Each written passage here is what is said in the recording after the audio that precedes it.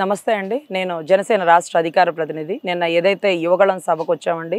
యువగళం సభ 3 లక్షల పైచిలకు జనంతో ఒకే చోట అందరూ అష్టదిగ్బంధనంలాగా త్రిమూర్తుల్లాగా అందరూ ఒకే చోట కనపడేటప్పటికి ఓర్చుకోలేని జగన్మోహన్ రెడ్డి గారు పులివెందల బెటాలియన్ బ్యాచ్ని దించారండి. సో వాళ్ళు ఎలా వచ్చారు, ఎక్కడి నుంచి వచ్చారు అనే దానికంటే నిన్నటి రోజు జరిగిన దృశ్యం. నా ఫోన్ జామ్ అయిపోయిందండి. నా డ్రైవర్ ఎక్కడైతే ఉన్నాడో అతను ఒక భోగాపురానికి సంబంధించి అంటే వెళ్ళే దారిలో ఒక ఫ్లైఓవర్ డౌన్లో ఉన్నానన్నాడు. అక్కడ దాకా చాలామంది నాతో సెల్ఫీలు దిగుతూ వెళ్తూ ఉన్నారు. సరే అందరిని ఇబ్బంది పెట్టడం ఎందుకు, ఇక్కడ వరకే కదా మన అంటూ నడుచుకుంటూ వెళ్తున్న తరుణం అండి. సడన్గా ఒక పోలీస్ అతను వచ్చి మేడం పక్క తప్పుకోండి అన్నాడు. వెంటనే నేను పక్కకు తప్పుకున్నాను. చుట్టూ ఒక 6 గుమ్మిగూడేశారండి. 6 గుమ్మిగూడేశారు. వెంటనే గొడ్డలు ఎక్కడుంటే నీకెందుకే, గొడ్డలి గురించి నీకెందుకు, జగన్మోహన్ రెడ్డి స్థాయికి నువ్వు మాట్లాడే బతుకు నువ్వు అంటూ అసభ్య పదజాలంతో మాట్లాడారు. వీటన్నిటికంటే మించి లాయర్ గారి కోర్టు తీస్తే ఏముంటుందిరా అన్నారు. వెంటనే నాకు అప్పుడు డౌట్ వచ్చింది, మీరు అసలు పోలీస్ ఆఫీసర్లేనా? కోర్టు తీస్తే మీ తల్లికి మీ చెల్లికి ఏముంటుందో నాకు అవే ఉంటాయి, ఒళ్ళు దగ్గర పెట్టుకొని మాట్లాడు అన్నాను. వెంటనే గమనిస్తే వాళ్ళకి నేమ్ ప్లేట్ లేదండి. వాళ్ళకి అదే రకంగా స్టార్స్ ఏవైతే వాళ్ళు లేదు. అదే రకంగా పోలీస్ ఆఫీసర్లు గడ్డాలు పెంచుకోరండి. నాకు తెలుసు కదా, వాళ్ళతో వర్క్ చేస్తాం కదా. కింద షూస్ కూడా అవి కాదండి, బ్లాక్ షూసో బ్రౌన్ షూసో ఉంటాయి. అవి కాకుండా మామూలుగా వేసుకునే స్లిప్పర్స్, పరిగెట్టడానికి వీలుగా ఉండేటటువంటి అర్ధరాత్రులు వేసుకోవడానికి స్లైట్ స్లిప్పర్స్ లాంటివి ఉన్నాయి. సో నేను అవన్నీ గమనిస్తూనే ఉన్నానండి. వాళ్ళు పోలీస్ ఆఫీసర్లు అయితే కాదు, వాళ్ళ లాంగ్వేజ్ ముఖ్యంగా గమనిస్తే పులివెందల పిల్లి బిడ్డలు అని నాకు అర్థమైందండి. పులివెందల పులిబిడ్డలు కాదండి, పులివెందల పిల్లి బిడ్డలు. ఆఖరికి ఆడదాన్ని బెదిరించి ఆడ రాజకీయం చేయాలనుకుంటున్నారా, ఆడింగి పనులు చేయాలనుకుంటున్నారా? అదే టైం అండి. సడన్గా మా పిల్లలు ఇచ్చాపురం నుంచి జనసేనలో వెళ్తూ నేనేదో పోలీస్ ఆఫీసర్లతో మాట్లాడుతున్నానేమో అనుకుంటూ మేడం గారు ఇది అయిపోగానే నాతో ఒక్క సెల్ఫీ దిగండి ప్లీజ్ మేడం అంటూ ఒక 4-5 గుమ్ముకూడేశారు. సడన్గా నా చేతిలో ఉండే ఫోన్ అండి. వెంటనే నేను ఆ ఫోన్ నా పాకెట్లోంచి తీస్తున్న మూమెంట్లో నా చెయ్యి ఇలా బలంగా లాగారు. ఇదంతా గాయం అయ్యిందండి. ఆ ఫోన్ తీసుకొని స్విచ్ ఆఫ్ చేసి ఇప్పుడు చెప్పవే అన్నాడు.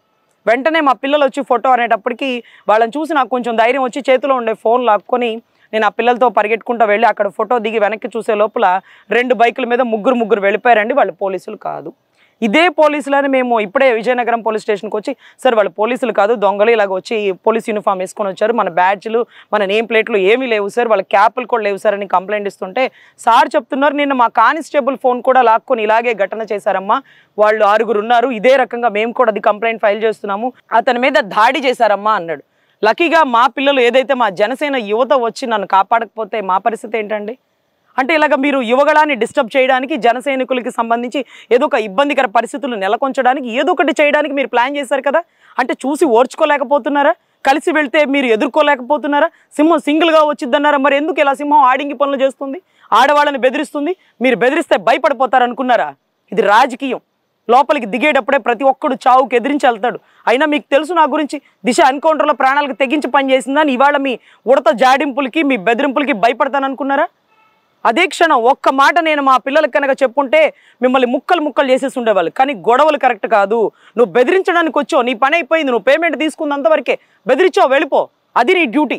సో అంతకుమించి నిన్ను కొట్టించి వాళ్ళు కొట్టుకుని ఇదంతా గలాట కరెక్ట్ కాదు అని నేను వెనక్కి తిరిగే లోపల నువ్వు పారిపోయావు. అది నీ రాజకీయం. ఆడవాళ్ళ ముందు నిలవలేక 6 మగపిల్లలు చిన్న పిల్లలను చూసి నువ్వు పారిపోయిన పరిస్థితి.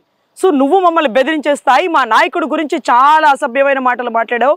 మీరు చాలామంది మీరు ఎంత పేమెంట్ తీసుకున్నారో నాకైతే తెలియదు, కానీ ఈసారి జరగబోయే ఎలక్షన్స్లో సమాధానం అప్పుడు చెప్తాం. మీరు మాట్లాడిన ప్రతి మాటకి ఎలక్షన్ల గురించి, సీట్ల గురించి, మా నాయకుడి గురించి, మా రాజకీయం గురించి మీరు మాట్లాడారు. వీటన్నిటిని నేను మీడియా ముందు చెప్పను, ఓట్లతో సమాధానం చెప్తాం. మేమందరం యువత, ఆడవాళ్ళు, వీర మహిళలు, మా అన్న మాకు పెట్టింది మహిళలు కాదు, మేము పోవడానికే సిద్ధపడ్డాం, వీరత్వాన్ని చూపించుకుంటాం. సో దయచేసి ఈ ఉడత బెదిరింపులు, ఆడవాళ్ళ బెదిరించి మానేసి ఆడింగి రాజకీయాలు వదిలేసి దమ్ముగా ఎలక్షన్ చేయిస్తే చెయ్యండి, లేకపోతే మానేయండి. మా అధినాయకుడు చెప్పాడు వైసీపీని ఓడిస్తున్నాం, టీడీపీ జనసేన కూటమితో ప్రభుత్వం ఫామ్ అవుతుంది అని. అదే మాట పక్క ఆ మాటను మీరు 10 సార్లు రిపీట్ చేసి మీరేదో చేస్తున్నారన్నారు కదా. పులివెందల పిల్లి బిడ్డలకి మళ్ళీ ఖబర్దార్ వీర మహిళల జోలికి వస్తే మాత్రం మా అన్న ఉన్నాడు మా వెనకాల, గుర్తుపెట్టుకోండి. చావడానికి సిద్ధపడే ప్రతి ఒక్కడు రాజకీయం చేసాం. ఊర్లో చంపి పక్కన పడేద్దాం అనుకున్నారా మీరు? ఒక్కడు పోతే 100 మంది వస్తారు, 100 మంది వీర మహిళలు వస్తారు ముందు నిన్ను ఎదుర్కోవడానికి. దయచేసి ఈరోజు పోలీసుల మీద కూడా దాడి జరిగిందంట. ఎవరికి రక్షణ ఉంది రాష్ట్రంలో? ప్రజలకు రక్షణ ఉందా? ఆడవాళ్ళకి రక్షణ ఉందా? పోలీసులకు రక్షణ ఉందా? యూనిఫామ్లో మఫ్తీలో వచ్చారు కదా మీరు, మీకు సిగ్గుందా? ఇదేనా మీరు ఎదుర్కొనే రాజకీయం? ఇదేనా పులివెందుల్లో ఉండే పనితీరు? సో దయచేసి ఈరోజు విజయనగరంలో యశస్విని గారి ఆధ్వర్యంలో ఇక్కడ ఉండే కోఆర్డినేటర్ సమక్షంలో నేను కంప్లైంట్ ఇవ్వడం జరిగిందండి. ఈ కంప్లైంట్కి మేమేం భయపడలేదండి, కానీ మీలాంటి వాళ్ళ వల్ల ఇంకెవ్వరు ఇబ్బంది పడకుండా ఉండడం కోసం ఇచ్చిన కంప్లైంట్. ఇలాంటివన్నిటికీ ఎన్నిటికో మేము సిద్ధపడే వీర మహిళలుగా జన సైన్యంతో చేరడం జరిగిందండి. ధన్యవాదాలు.